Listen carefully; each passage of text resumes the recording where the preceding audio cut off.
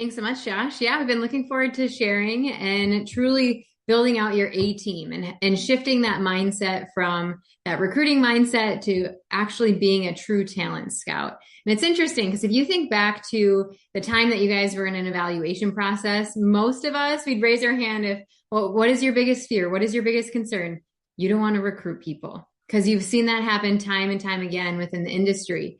And then all of a sudden you're in a partnership and you're like, I just want to develop a new partner, right? And you get kind of weird. You get kind of recruity where all of a sudden you're either, one, you want it so badly for people because you know that they can really benefit from this community. And you're like, I don't know, set all the standards to the side. Like we can help them. They haven't had a job in 3 years, but like they're my person because they got such a great attitude, or something like that.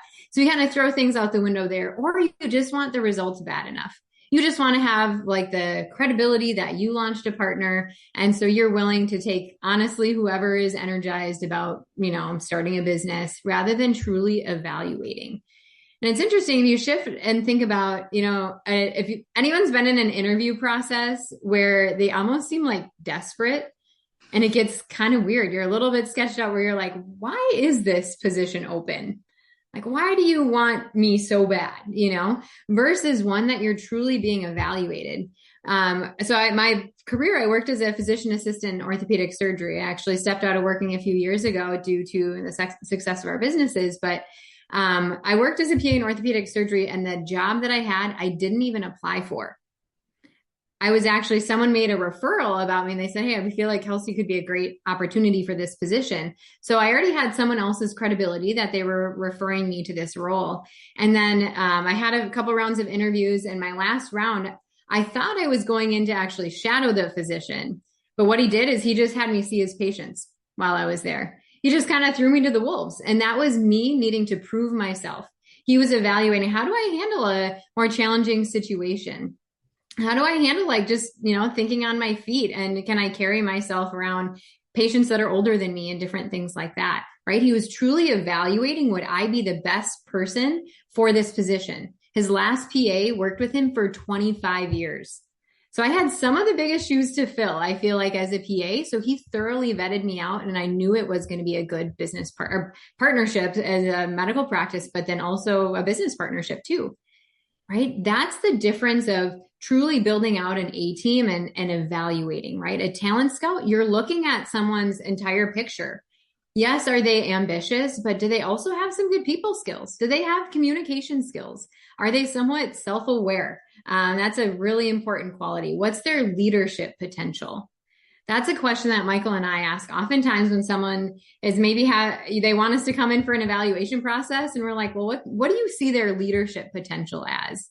And it takes some time to really discover that after you've had multiple, candidates in a process. But after some time, you start to go, okay, yeah, I don't really see this person being able to potentially lead a team of 10 people, or to lead a person, or to have a networking conversation, right? So as a talent scout, you're starting to discover those things through a networking conversation with someone, and obviously through an evaluation process. Lastly, the perspective I have is anyone that we extend an offer into partnership with is part of our brand. Our team is actually representing who we are and the caliber of individuals and the caliber of a team and agency that we want to develop, right? And so who do you actually want this person that you're bringing through an evaluation process or networking with? Do you feel like they'd be a good representation of you? Would you be proud to bring them to your coach or have them meet them in a breakout room at a team evaluation? So be proud of your brand and keep high standards, I think, is huge. But if you want to just share a little bit more technical. Yeah, I think this is one of the most important mindsets you can craft as a new partner in this environment. And to be honest, I think sometimes we get all hung up on like, well, what do I say? What's the verbiage I use? What words are good? What words are bad? If the mindset is correct, I don't actually really care what words you use. The good stuff's going to come out. Does that make sense? So here's 3 simple things I believe you need to have to be a good talent scout in this environment. Number 1, a talent scout knows what they have their hands on. You have to see and feel the value you from this community. And if you struggle with that, if you're a new partner and you're like, yeah, I'm excited, but I don't really feel like super bold about what I have my hands on, to me, that means you're not leaning in enough. Hey, are you getting onto a budget? Hey, are you talking to a coach?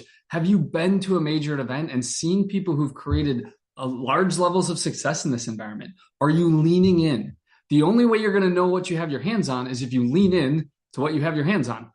If you stay as a spectator and stay on the outside, you'll never build that confidence. So a talent scout has this inner confidence of, I know what I have my hands on. And that's your responsibility to go earn that and get that as a partner, right? Number two, a good talent scout never tries to get someone to do something that they don't want to do. This is not a convincing business. We are not trying to, and I see this all the time is we're like, oh, if they just saw what I saw. Oh, if they just could join a team meeting and see how amazing this community is. Listen, you guys, when I'm networking or when I'm bringing someone through an evaluation process, I'm not trying to convince them to see what I see. What you want to get good at is casting a vision and seeing if they can catch that vision. And that's on them, not on you. Now, you got to get good at casting your vision, right? That's what you talk about, sharing your story and learning how to network. That's a skill you need to develop to cast a vision for people. But it's not your responsibility to get someone to catch the vision. Some people won't. Like I could have Gandhi cast the vision and they just won't get it. It's like, okay, like it's fine. They're just not your people. But you never try to convince someone or get someone to do something that they don't want to do. I have zero interest in that. And the third thing about being a good talent scout is all good talent scouts put numbers in their favor. A small sample size, my friends, is one of the biggest risks of failure in this environment. If you don't network enough, if you don't give yourself enough chances, the doubts will creep in, the results will not come, you'll try to force people, you'll try to get people to think like you do, and it just doesn't work.